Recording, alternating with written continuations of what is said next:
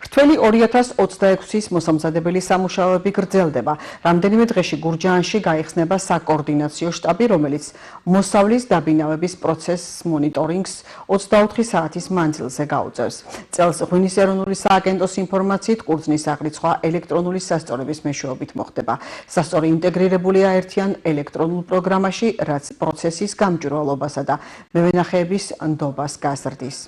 საქართველოს გარემოს დაცვისა და სოფლის სამინისტრო უკვე აქტიურ სამუშაო პროცესშია ჩართული რთველი 2026 წლის ორგანიზებულად ჩატარების მიზნით. აქტიურად ხდება მუნიციპალიტეტებში გადამოწმება შესაძლო მოსავლენობის შესახებ, ასევე ვენახების მდგომარეობის შესახებ და ასევე ის კომპანიები, რომლებიც აპირებენ მევენახეებისგან ყურძნის შესყიდვას, ვალდებული არიან აღჭურვილი იყვნენ ელექტრონული სასწორით.